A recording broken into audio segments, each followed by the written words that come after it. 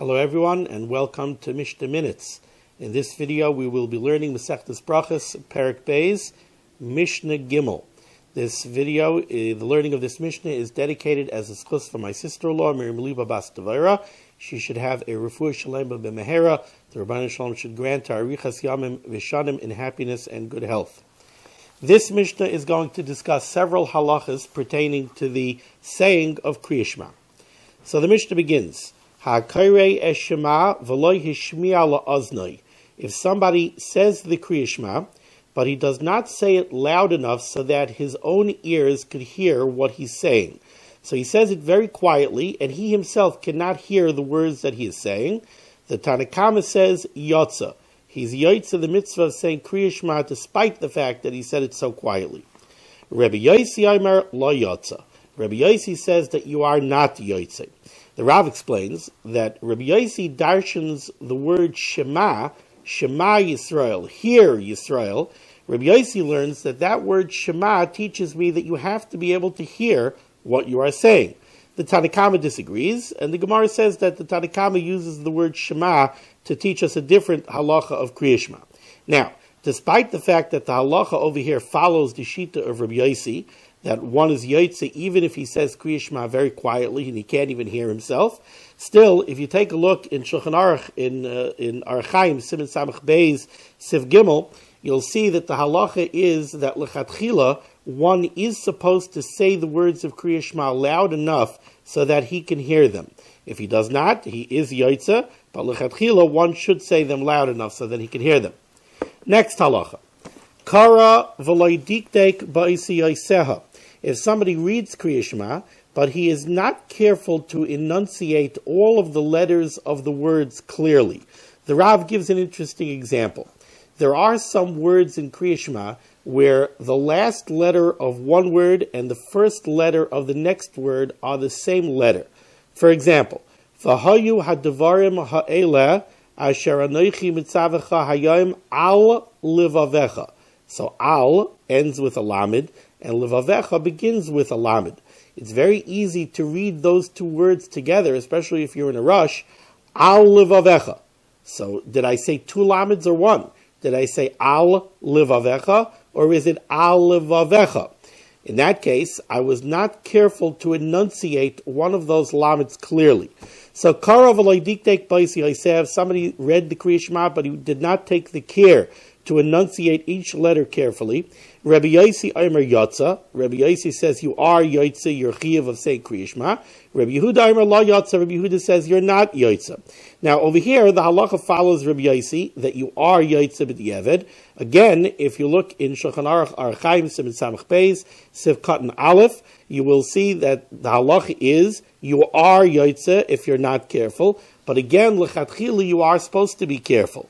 Now, this is very interesting. Mishnah Brewer brings down the Gemara that says, if somebody takes the time to be careful to enunciate all the letters of Kriya Shema clearly, his reward will be that if he unfortunately does have to be in Gehenna, they will cool down the fires of Gehenna for him. And it's brought down that this is Midah Keneged Midah. It's measure for measure. Why is that? We know sometimes we go to shul, and there are people who are all hot under the collar. We got to go fast. We got to go fast. We got to go fast. Well, what are we taking so time? And somebody says Kriya Shema, and he's in a rush. So he's all heated up with the need for speed. If somebody takes the time and he cools down and he says Kriya Shema patiently, in Shamayim they cool down the fires of Gehenna for him. Zok the Mishnah weiter. HaKoirei l'mafreya. If somebody says Kriya Shema and he says the psukim out of order, so instead of saying V'ahavta es Hashem Elokecha v'chol levavecha v'chol nafshecha v'chol ma'idecha v'hayu hadvarim ha'eleh, instead he says V'hayu hadvarim ha'eleh asher anochi mitzavecha hayom al levavecha v'ahavta es Hashem Elokecha v'chol levavecha v'chol nafshecha v'chol ma'idecha. Now, he said all the psukim of Kriya Shema, but he did not say them in order.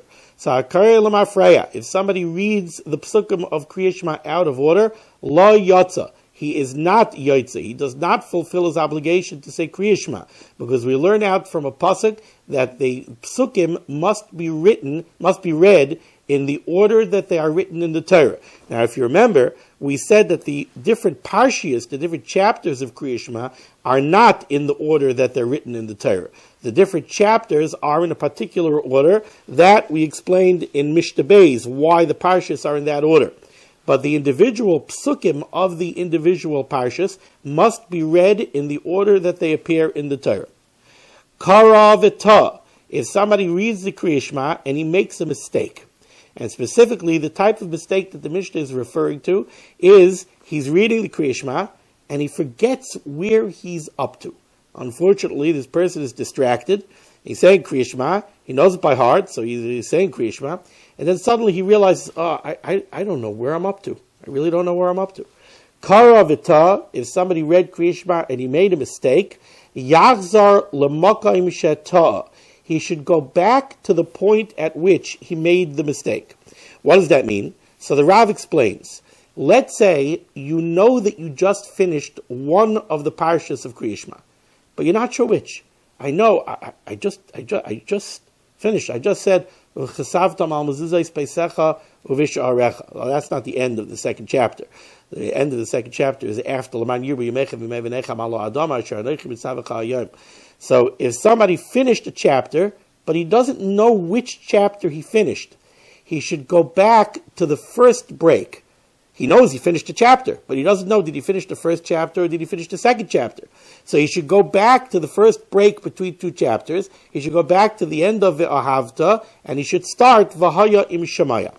Now, what if somebody's in the middle of one of the chapters and he makes a mistake and he doesn't know where he's up to in that chapter? Then he has to go back to the beginning of that chapter. That's the way the Rav explains this Mishnah.